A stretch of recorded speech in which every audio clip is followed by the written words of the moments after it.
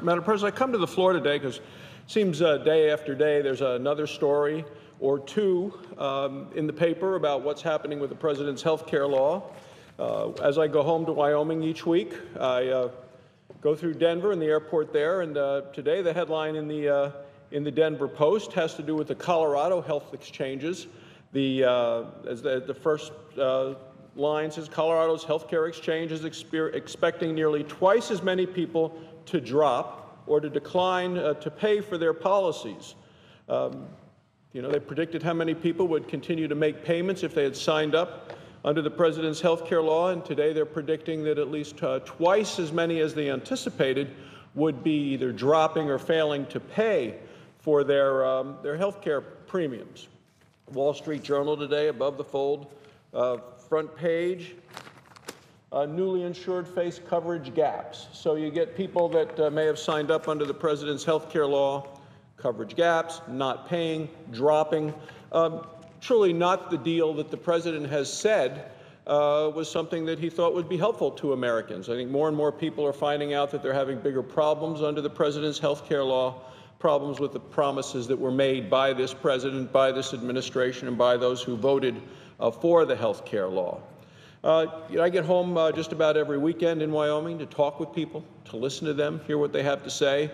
But also as chairman of the Republican Policy Committee, one of my responsibilities is also to see how the policies, like the President's health care law, come out across the country, what happens in other states, how policies out of Washington affect people all across America. So today I'd like to talk a little about how the health care law is impacting people, not just in my home state of Wyoming, but really all across the country. In addition to being in Wyoming last week, I had a chance to visit Alaska. And what I heard from people there, as well as people in Wyoming, is that people have been hurt by the President's health care law. They are anxious about it in terms of their own health care, and they're angry about insurance that they've had, that they've lost, and the implications of a President's health care law where many promises were made, and now people are finding out that the President's promises in terms of their own lives, their own health, and their own families haven't actually been kept. The President, Democrats here in the Senate, promised that their law was going to be great for the American people. That's the promise. Well, I can tell you that the people that I talked to in Wyoming, people I heard from in Alaska, are very worried about the terrible side effects that they're feeling specifically as a result of this awful health care law. Small businesses are a major part of the economy in rural states. Small businesses and the people who specifically work in those small businesses, they're the backbone of the economy for so many of our communities. So it's very troubling when I read about something in the health care law that threatens the very health of the people who work in these small businesses. When Democrats, Madam President, were trying to sell their health care law, they bragged. They bragged about something called the SHOP program. Now, that's the exchange where small businesses in a state were supposed to be able to buy insurance for their workers, be able to shop for it, be able to get something that's affordable. That's the promises made by Democrats who voted for this health care law. Democrats actually gave speeches on the floor about small businesses being able to find affordable insurance. This program was supposed to open last year, but just like the failed exchanges that the President set up when the exchanges opened October 1st, this wasn't ready to go. So what the Obama administration did is they said, well, we'll delay it for a year because the program wasn't ready. So they let all the businesses kind of in a lurch, and now they say it might be ready this fall. Well, time will tell. Here's what the Wall Street Journal found in an article last month, June 10th. It said they ran a headline that said some small business employees to have only one health plan choice. Only one choice. 18 states will offer only one plan when the small business exchange actually opens. Well, the Democrats promised a lot more than that, Madam President, and those who voted for that promised a lot more. Those who gave speeches promised a lot more. But in 18 states, there will be only one plan when they finally get it open. 18 states where workers at small businesses will not have any choice among insurance plans and no competition, and Alaska is one of them. Less choice, less competition, and of course that means higher premiums. Now, people all across the country are experiencing higher premiums. That's the thing that really causes so much anger and anxiety among families all across the country. When that letter comes, and the newspaper stories are already starting to get out there, as well as television, radio, reading about it on the internet. The question is, how much higher? The president promised $2,500 lower premiums. Nobody believes that. Nobody in America believes the president of the United States and the promise he made. It's a sad situation when the president is not believed by anyone. But yet that's what we have. He made a promise, $2,500 per family, lower. People all know that prices are going higher. The question is, how much higher? Well, this is what an article said in the Alaska Dispatch. It said, Alaska small businesses feel pinch of rising health care costs. The article tells the story of a restaurant owner with 24 employees. The restaurant owner is paying about $5,000 a month more than he paid just last year for his share of his workers' insurance. Now, that's about 40% increase over last year. 40%. The president said it was going to go down. 40% increase. This small business owner in Alaska says the costs are crippling, and he said it's like meeting another payroll every month. Small business owner says it's killing me. He said, I just don't know how long we can keep absorbing these costs. Those costs are a devastating side effect of the health care law. Democrats voted for it. Every Democrat in the Senate voted for that. There was a story on television up there, Channel 13, a television station in Anchorage, KYUR. They aired a story last month about Linda Peters. Now, she's another local business owner.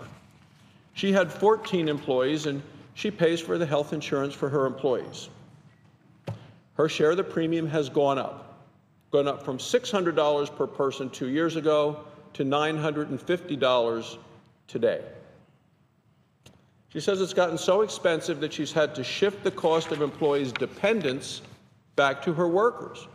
So she was providing insurance for the dependents of the employees, but no, she's now not able to do that. Why? Because of the president's health care law. She told the TV station it was really tragic. It's enraging, she says, in fact, as employers who care about our employees.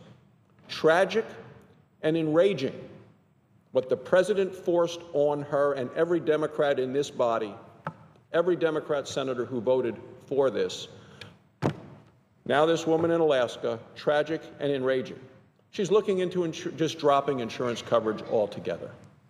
Now, she pays her employees well, so they won't get a subsidy in the state exchange. So here's a small business owner who can speak personally about the expensive, the tragic, and the enraging side effects of the Obama health care law on her employees. And of course, there's a lot of uncertainty about what happens next and how much rates might continue to go up. And of course, that makes it even worse. The business owner said, I just can't penalize my employees by dropping the plan, and I can't figure out where am I going to get the money. It's frightening, she said. What happens next year? It's a big concern. What happens next year? People worry about next year. They budget for next year. They plan for next year. They think about their expenses, balancing it with their income. President Obama says the Democrats who voted for this law, in the president's own words, should forcefully defend and be proud. Should forcefully defend and be proud of the health care law. Are Democrats in this Senate who voted for this health care law proud? Are they proud of what the law is doing to these people in Alaska and other states? Are Democrats willing to come to this floor and forcefully defend and be proud of the extra stress, the extra cost that they're causing for these people all across the country? According to a recent study by the Manhattan Institute, people in Alaska are paying a lot more for their coverage.